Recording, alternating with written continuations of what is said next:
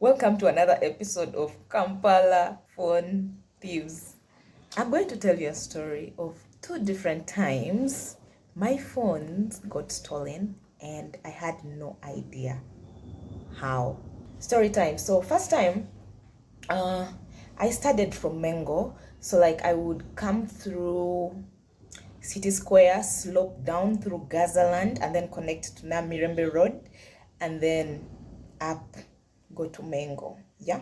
So I would walk from school to town and then board from town, go back home. Now, one time I was supposed to meet a friend, an OG in Mulago. So what happens was I was like, okay, after school, let me go to Mulago and meet my friend. So before I left school, I talked to her. I was like, okay, I'm leaving school. I am heading. And she told me, when you reach town, you go to board a taxi, which is going to Kamocha Tinda, and then you stop in Mulago. And then from Mulago, you walk up to she was studying from Mulago Paramedical School. Yeah, so I just asked where the paramedical school is, and then from there, I can just walk to the school. All right. So what happens was I leave school. I had like this cross bag, and you people, I was not so much used to Kampala back then, like walking in between downtown. You people, you know that route is short, but it is a busy place. So I start trekking from school. I pass through Chikubo, that road, New Park, Chikubo, and then I'm now climbing, passing through Gazaland, and then I head over to City Square, where I got a taxi going to Kamocha Tinda. So I sit in that taxi because I'd already talked to my friend. She told me that whatever. I didn't have money for data, so I was offline. So I just knew my phone is in the bag. So I didn't really check my phone. So until I reached Mulago.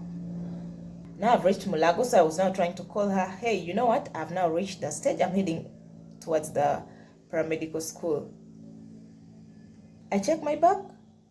My phone is not there. I check around me because we were approaching Mulago, you know, that roundabout, and then after the stage.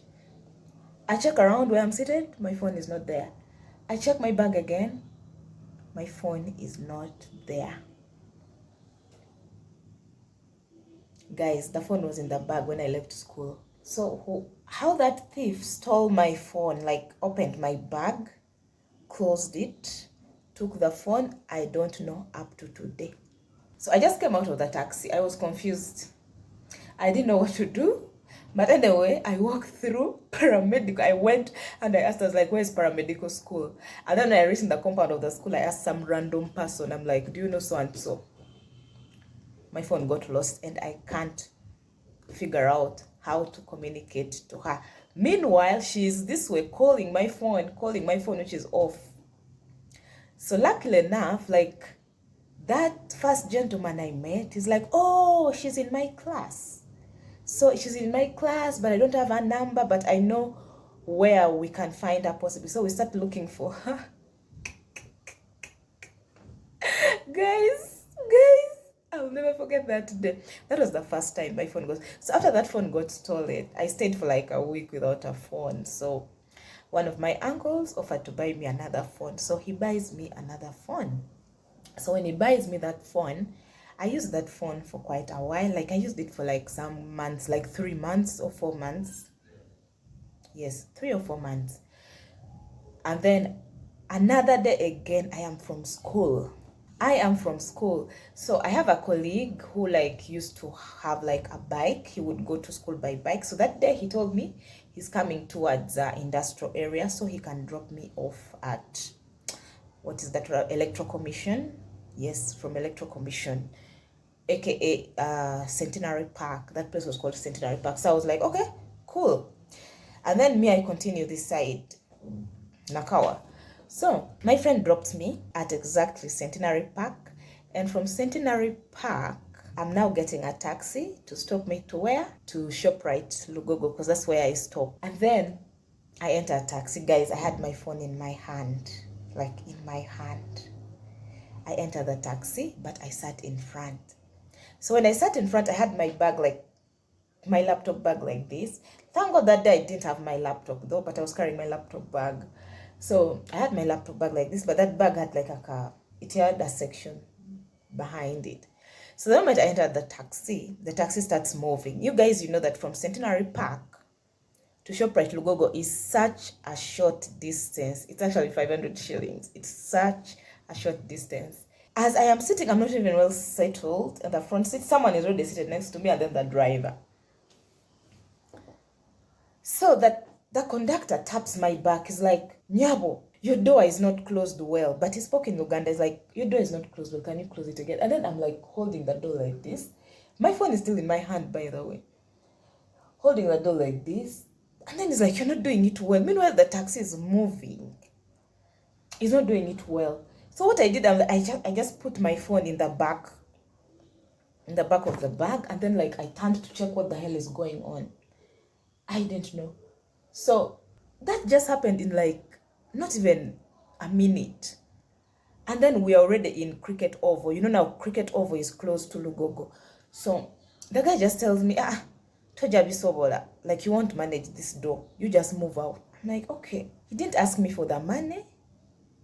So the moment I stepped out like this, they moved. And I'm like, I've not even paid him. But because from Centenary Park, they dropped me at Cricket Oval. So I was like, okay, cool. I just started now walking. I'm like, okay, let me pass via, what is it called, Forest Mall and just go home. Guys, I reach home. My phone is not there. I reach home, my phone is not there. And what came in my head was, possibly I have left it at school. Because there was no way I would think that it was these guys who stole my phone. So I go back at school. I even asked for the CCTV footage when I was leaving. I was like, guys, my phone was left here. And I had my phone in my hand when I was leaving. And even the guy who dropped me at Centenary Park, he said, Fanny, you had your phone. By the time I dropped you, you had your phone. It was stolen. It was gone. After that, guys, I stayed without a phone. And then like 3 more months later, one of my friends was telling me the same story of how the taxi put him in front and they were telling him to adjust the side mirror. And then as he was trying to adjust, he felt something. And then those guys told him to move out. But this now happened in Kamochatinda route. That is when it clicked. Like I had not yet realized that those guys had played a trick on me to steal my phone. So when my friend was narrating to me how it happened, like those guys stole his phone and sped off with a taxi. That's when it clicked. I was like, what? The same similar thing happened to me, but along Nakawa Road, Ginger Road. And I'm like, what? What? So those are the 2 different times my phones got stolen. And the funny thing is that the first one I didn't even realize it. The second one also I didn't realize it until like 3 months later when my friend was telling me his phone was stolen like the same way. That's when like it clicked. I'm like, so guys, since that time, you guys, I don't sit in front next to the driver, guys. Those guys are touching your bags and you're not even aware. You're not even aware of how it has happened. So since then, my phone has not gotten stolen again in Kampala. Yeah, I did lose phones twice and I learned the hard way. If it means leaving my phone and going downtown, I'll leave my phone at home and go downtown without the phone. So that is it. So guys, make sure you hold your phones tight and be careful if you use public taxis, because those guys, some of them are not legit. Some of them are just stealing from you. Otherwise, see you in the next video.